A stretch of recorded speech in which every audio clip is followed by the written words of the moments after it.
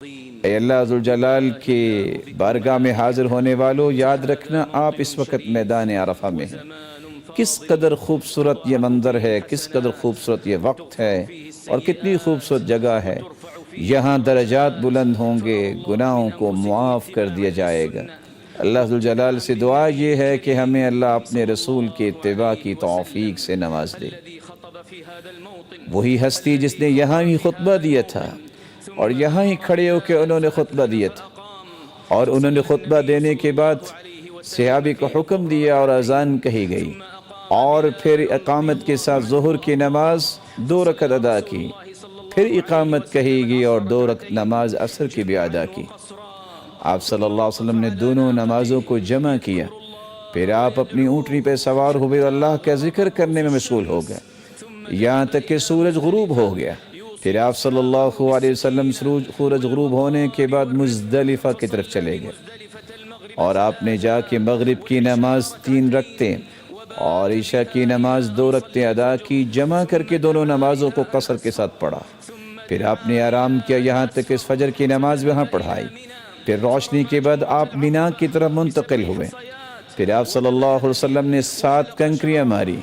پھر آپ صلی اللہ علیہ وسلم نے قربانی کی اور آپ نے اپنے بالوں کو منڈوایا۔ پھر آپ نے طواف کیا اور ساتھ ہی سعی کی۔ پھر آپ صلی اللہ علیہ وسلم مینا میں واپس تشریف لائے۔ آپ اللہ ذوالجلال کا کثرت سے ذکر کرتے تھے، اللہ کی کبریائی بیان کرتے، اللہ کی تعریف کرتے، اور زوال کے بعد روزانہ سے پھر آپ تینوں جمرات کو 7 کنکریاں مارتے۔ اللہ کے رسول نے جن کے پاس عذر تھا ان کو اجازت بھی دی کہ وہ مینا میں نہ آرام کریں، اور ان کے لیے اجازت تھی کہ وہ اکٹھی کنکریاں بھی مار لیں۔ آپ صلی اللہ علیہ وآلہ وسلم 13 ذی الحجہ تک وہاں مینا میں رہے، اور آپ نے اس بات کا بھی صحابہ کرام کو پہلو سکھایا کہ اگر کوئی جلدی کرنا چاہتا ہے تو 12 ذی الحجہ کو کنکریاں مار کے بھی جا سکتا ہے۔ پھر آپ صلی اللہ علیہ وسلم بیت اللہ پہنچے۔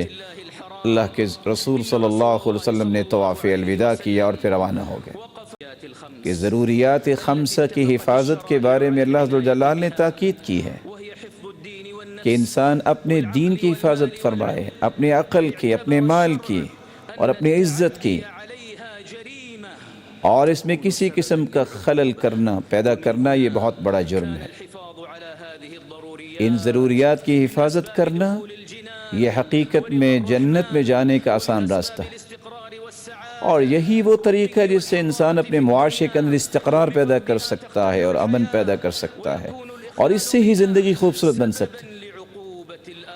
اور یہ حقیقت میں اس میں کسی قسم کا خلل پیدا کرنے والوں کو جاننا چاہیے کہ صرف دنیا ہی اس کی خراب نہیں ہوتی بلکہ آخرت بھی خراب ہوتی، اور اللہ کے رسول نے اسی بات کو بیان کیا تھا کہ تمہارے مال، تمہاری عزتیں اور تمہاری جانیں حرام ہیں تم پر، جس طرح آج کے دن کی حرمت ہے، جس طرح اس شہر کی حرمت ہے، جس طرح اس مہینے کی حرمت ہے۔ اور دین ایک ضرورت کا نام ہے۔ انسان اپنے رب کی عبادت کرتا ہے، وہ میری ضرورت ہے۔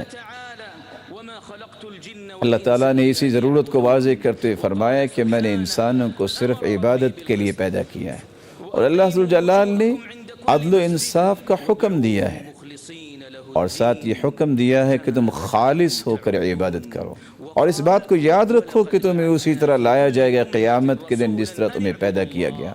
اور کوئی بھی ایسا پیغمبر نہیں جس کو اللہ نے حکم نہ دیا ہو۔ سب سے پہلا حکم یہ دیا تھا کہ تم اللہ کی عبادت کا حکم اپنی قوم کو دو، اور کتنے ہی لوگوں نے اس کو قبول کیا، وہ سعادت مند بن گئے، اور جنہوں نے ٹھکرا دیا ان پہ شقاوت اور بدبختی غالب آ گئی۔ اللہ ذوالجلال کا فرمان ہے، اور انسان کے نفس کی حفاظت کے بارے میں فرمایا کہ ایک دوسرے کو قتل نہ کرو، ایک دوسرے کو قتل کرنا حرام ہے، اور اپنے آپ کو بھی قتل نہ کرو۔